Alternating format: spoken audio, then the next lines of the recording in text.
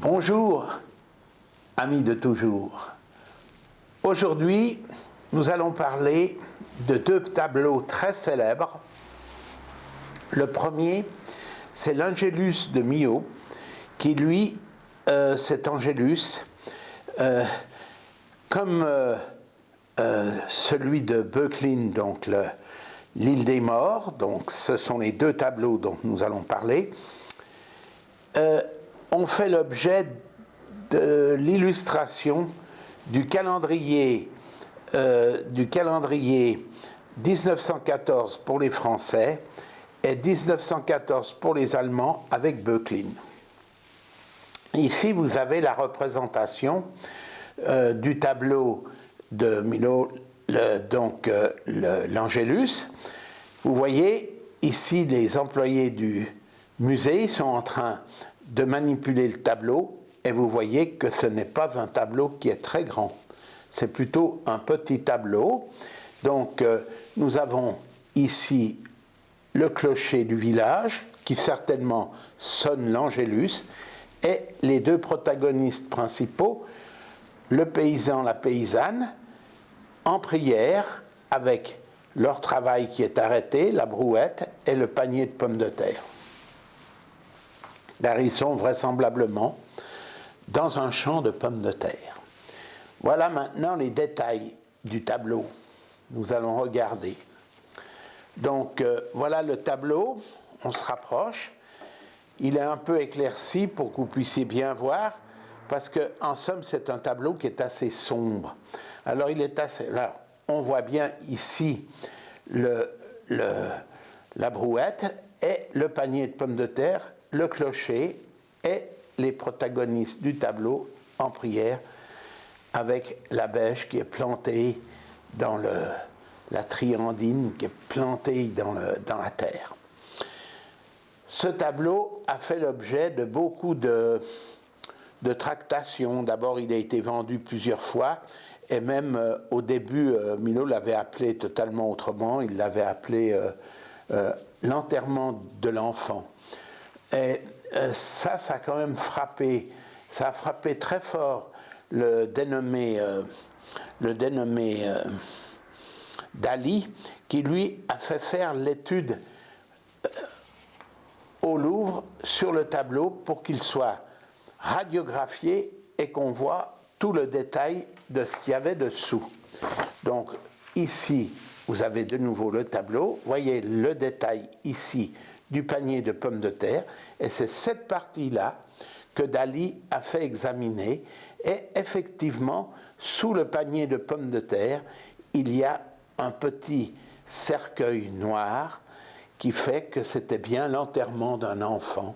C'était bien l'enterrement d'un enfant qu'il a ensuite modifié en rajoutant la terre et le panier de pommes de terre par-dessus, et il est devenu un tableau très célèbre en France, puisqu'il était reproduit à toutes sortes d'occasions, si bien que presque tout le monde en avait une reproduction chez lui.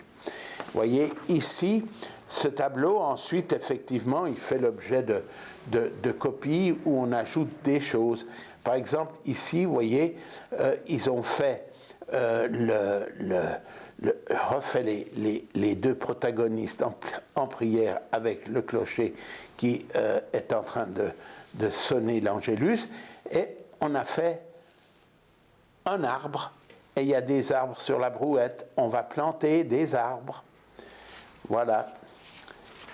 Et ici, on a une représentation où le tableau est représenté sur une théière, par exemple. Vous voyez, ici, il est représenté en décalcomanie sur une théière.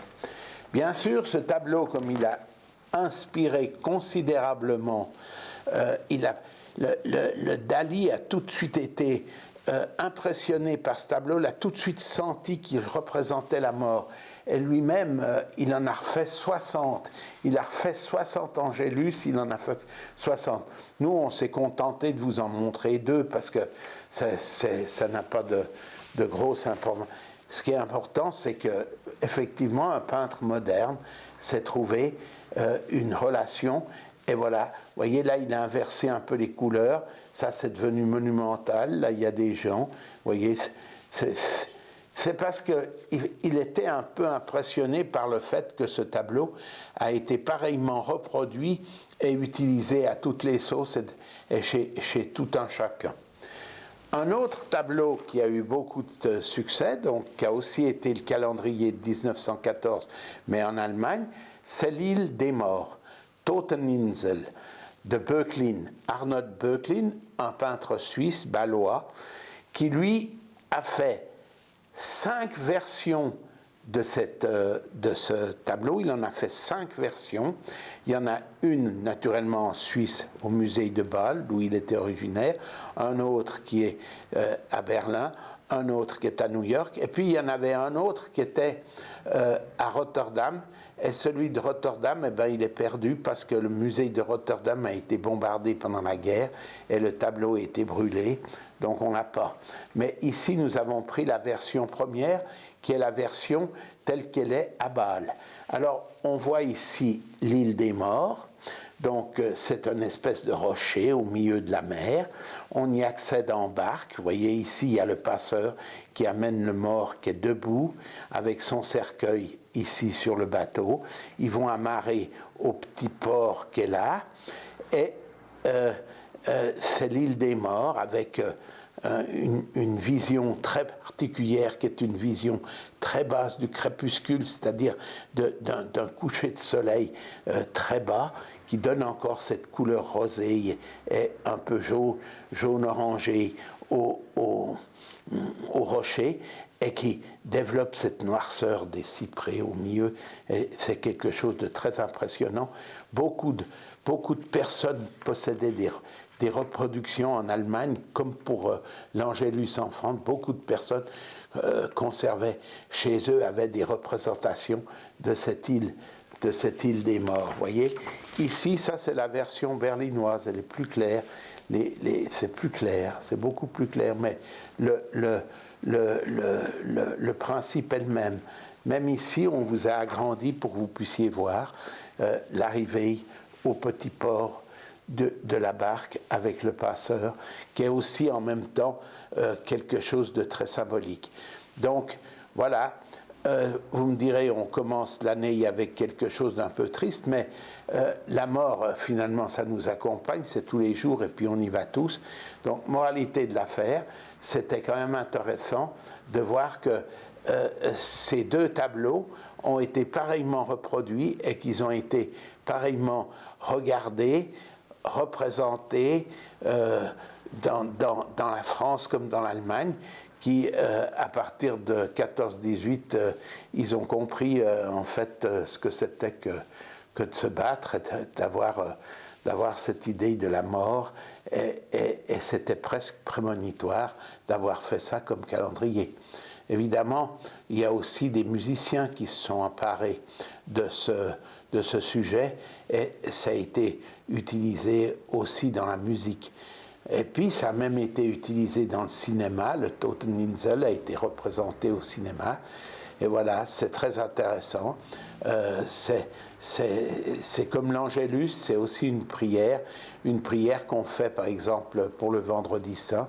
C'est une prière de l'ange.